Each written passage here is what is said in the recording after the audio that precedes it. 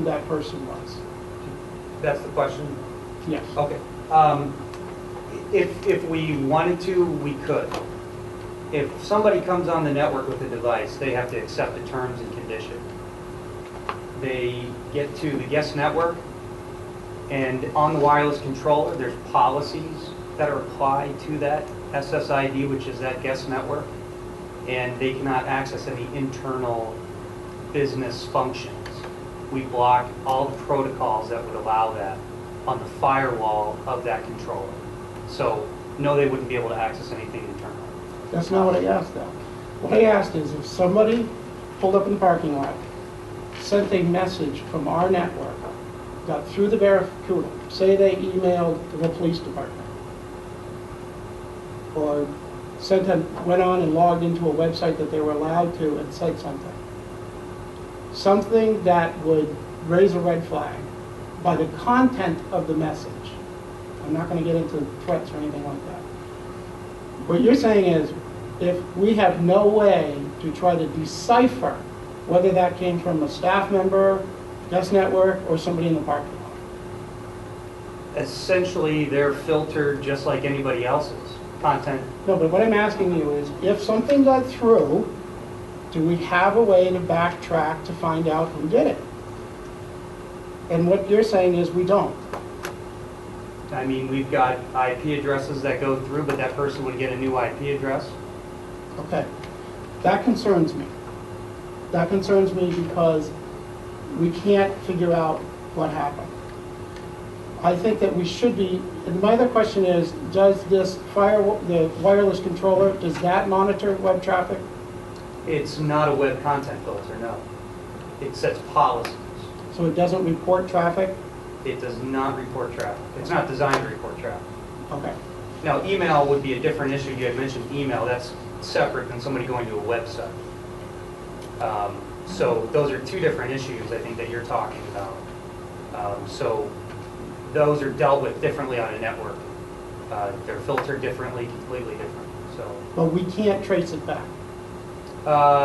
Technically, it's filtered just like anything else, so no, we wouldn't. Okay. So. But what would the concern be, I guess, is the question. What would the concern be? The concern, there's a few concerns. Okay. Because if there was a threat that was sent out of the school district,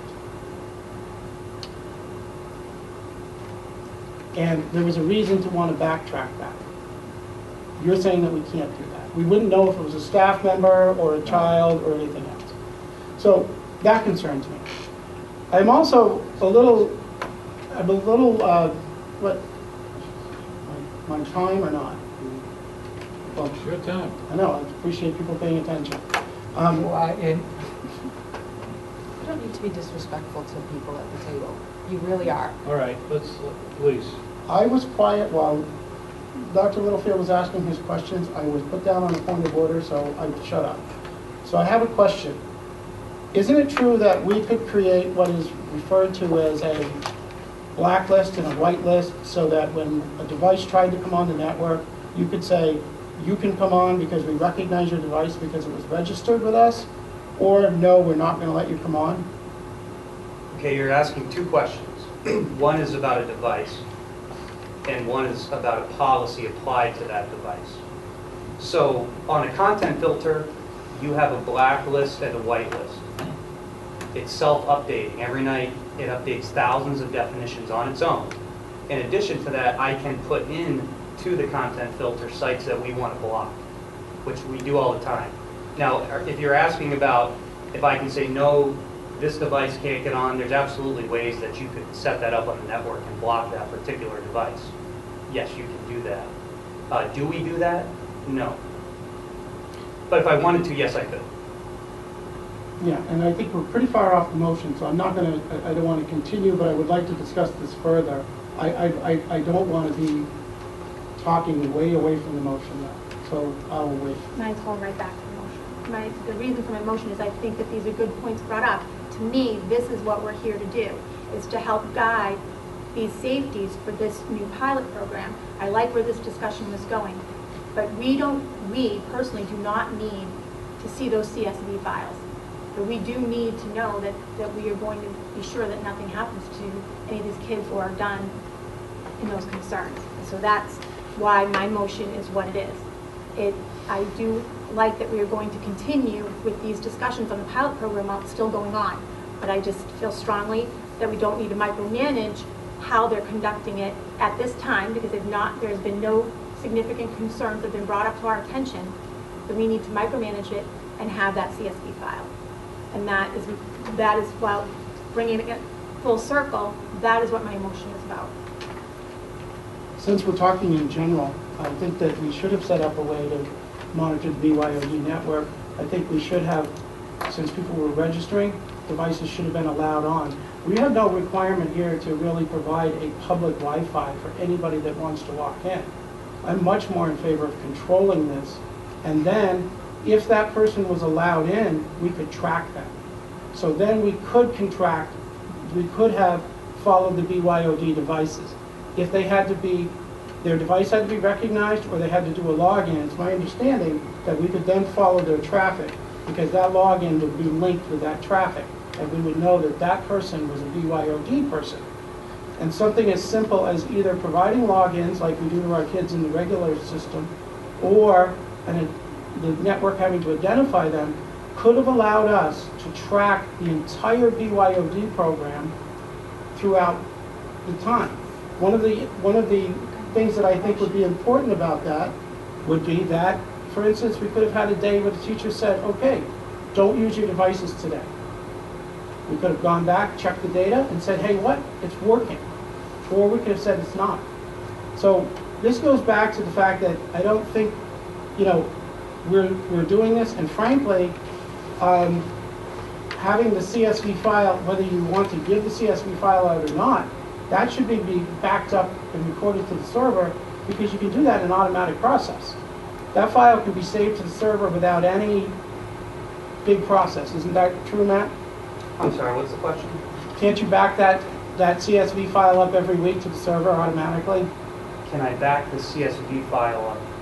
CSV is an output function of the Barracuda. So I don't back up any type of we have a log file. Okay, I'll re-ask the question. Yes, that'd Can be you helpful. output the CSV file to be stored on the server for future use on a weekly basis? Sure, Yeah. we already do that. There's a CSV file log that sits on the device, on the Barracuda. However, that's going to include network traffic. It includes everything. So we're talking thousands and thousands of URLs. My understanding is that the CSV file that sits on the Barracuda only lasts for 4 weeks, and then it's rewritten. That they have a function where you can export it on a regular basis to a server or a backup device to save. Oh yes, there's all kinds of abilities. But we don't do that. For backing up. We don't do that, right? There's no need for us to back it up to an external server right now. I know, but Matt. So no, I don't. Yes, that's what I was trying to get at. If you could answer my question whether you do or not. So we don't. So my question is this. What is the harm? The question is this. What is the harm in backing that CSV file up to the server on a weekly basis in case you want to go back and look at the network traffic or the URLs? Is it expensive? Is it difficult to do? Why aren't we doing it? Because it's not necessary. Because I receive all types of reports, one being via email. And I think part of the confusion is that there are new ways to manage networks. And that's why I'm bringing up something like a wireless controller. And it's interesting timing considering the call that I got to actually talk about how to set up a secure BYOD environment. I've been housing a lot of those calls because I think people are sort of looking at what Hooksett is doing, and they're asking, so the way it's being managed is actually a new way. We're using newer technologies. And I guess what I'm saying is that 10 years ago, I probably may have exported that type of file, but today I receive email notifications about top bandwidth sites visited. There's just no need to. So we have no way to look back at our web traffic. We have no way to separate out BYOD traffic and see how much of that's going on. We have no way to separate out somebody from the parking lot from somebody in the office as far as going back and historically looking at the record. Okay, at this point, we've got a motion. Got a second. We've had a lot of discussion. All in favor of approving the motion? And if you wouldn't mind, it's been a while. Could I have the motion again?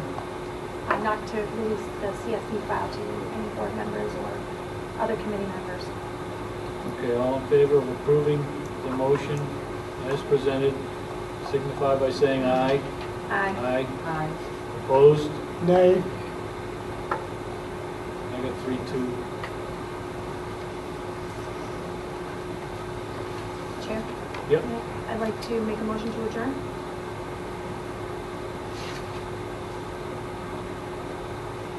We got a motion. Okay. All in favor of approving the motion to adjourn, signify by saying aye. Aye. Opposed? Nay. The ayes have it. If we could, I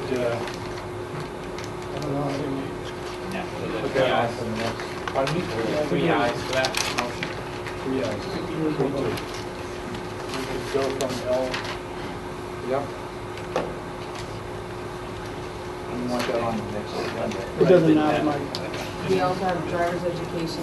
Right, 3-1 and 3-2. Forever read, the Manchester High School Assessment Committee, and then LM. Yep.